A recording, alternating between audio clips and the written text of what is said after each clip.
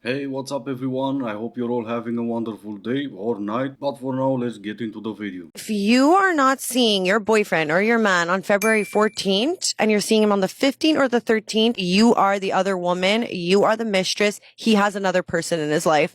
And I'm sorry to say, but if somebody doesn't make time for you on Valentine's Day on February 14th, it's because somebody else is in their life. That may be the case, sure, but when you say your boyfriend or your man, what does your man mean? I know it doesn't mean your husband because you will see him on Valentine's Day. So does it mean your friend with benefits man or your situationship man or married to another woman man? Because if that's the case, you have bigger issues than not seeing him on Valentine's Day.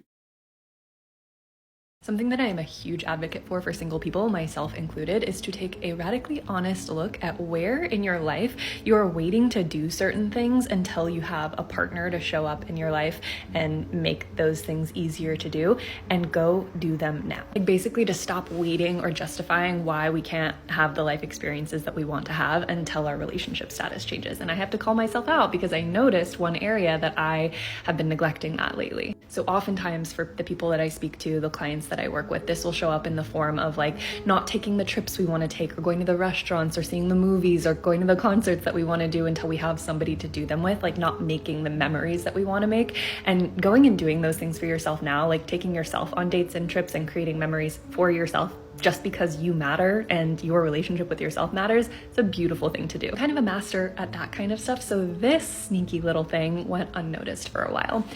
I, like many of us, have an addiction to social media. I love scrolling. I love my little TikTok videos. Well, that makes one of us. Single people need an advocate? Sure, let's say they do. To tell them what? To take themselves out on a date? Create memories by taking yourself out on a date? You ate alone. Sure, you were hungry and you went to a restaurant. Not that much of a memory though. How about instead you advocate for them to find a relationship and have someone to share those memories with? Crazy, I know.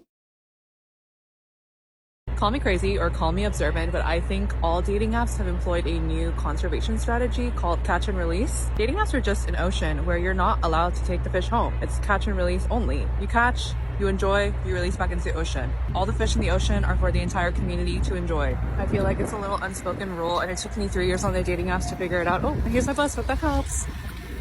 It doesn't. It's not dating apps, it's you. Well, fine, I'll make this about myself. It's not dating apps, it's me. I go on one, I find someone I like. By some weird miracle, we match, we go on a date, we click, we really like each other. And then I go home and go back on dating apps because maybe there's someone there that I like more. We can still blame dating apps, but only up to an extent, because after that, it's all about human nature. And the answer is quite easy. If you don't like the catch and release way, don't go on a dating app. Do you want me to tell you who the love of your life is? So, the love of your life that you keep searching for, and you're like, where's the love of my life? Like, who is it? It's you. You are the love of your own life. Everybody else is quite literally just a reflection or projection of the love you already feel inside. And you literally can only love another person as deeply as you already love yourself. It's actually not possible to truly love somebody without actually loving yourself. So if you're thinking that the relationship or another person is going to make you happy, then it's a no. That's just not how this works. Another person can only ever be a vehicle or somewhere to basically put all your love. All of that love you feel, all of that love that you're pouring into people, putting people on pedestals with, that love actually comes from you. You feel that because it's in your own heart. Other people can only ever be an outlet for us to share our love. And that's actually what a conscious relationship is. It's a recognition that we're not here to get fulfilled or completed by somebody. We're here to actually use somebody as a vehicle and an outlet for our love. Follow for more truth bombs. Oh, that's what this was? And I was thinking it's just a bunch of gibberish because you really like the sound of your own voice. I am the love of my life. No, I'm not. I don't even like myself. Loving yourself more is the way you love someone else? No, it's not. People who love their significant others are willing to sacrifice everything, including their own life, and that by definition is loving someone more than you love yourself. But then, of course, when I said people, I meant men. You say not all men, but I don't think you quite understand what you're saying. Not all cars crash, not all fires are fatal, not all guns get shot, but wouldn't you still feel ill at ease if you saw one loaded and you were looking down the barrel? Wouldn't the idea of something going wrong still linger in your mind even if you knew it could go right 9 out of 10 times? Wouldn't you rather hold your keys between your fingers just in case he ever tried to get a little bit too close? See, the average man loves to say that he's not harmful, he would never hurt anyone, he can't imagine putting someone in that situation, but that same man will watch his buddy do it and laugh about it later. He doesn't need to be a predator to be an accomplice, he doesn't need to force himself on anyone to perpetuate her fear of men, all he needs to do is nothing. And if all men do nothing, then they win. Who wins? Who's they, princess? You ladies love the new type of men yet? The ones that you've created? What's your back to you, princess? I say it's not all men and you say it is. I mean, sure, you have no balls, that's why they don't let you sleep with them. But at the end of the day, you're still a man, so is it all men or not? Oh wait, the average men are not bad men, so then again, it's not all men, is it? It may happen once out of 10 times, so I know I barely passed math in high school, but even if it is 1 out of 10, that still doesn't make it, whatever, who even cares at this point?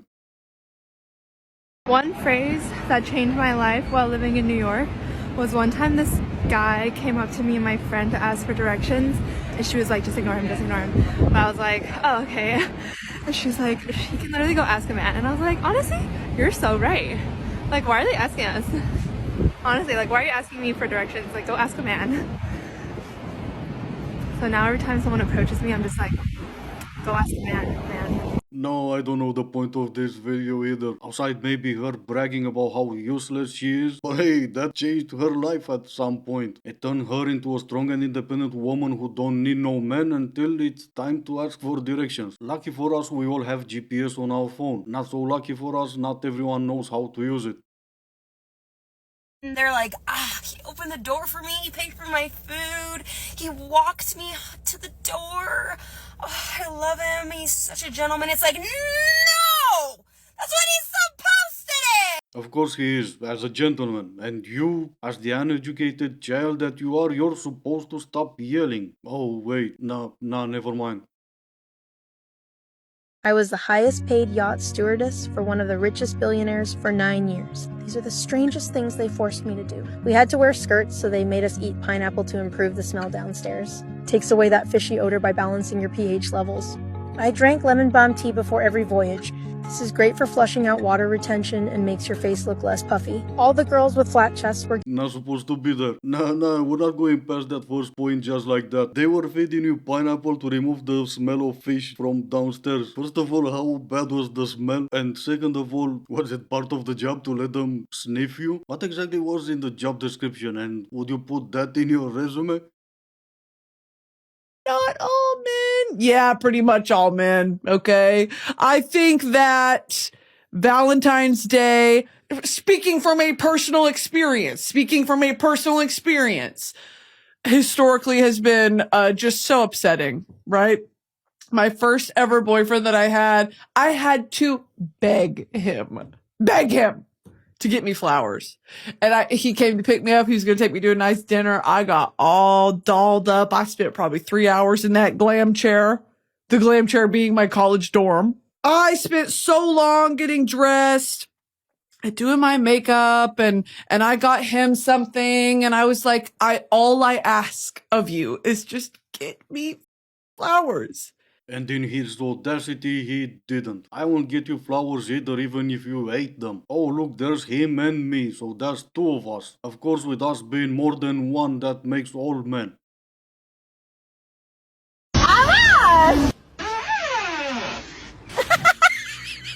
The eyeliner.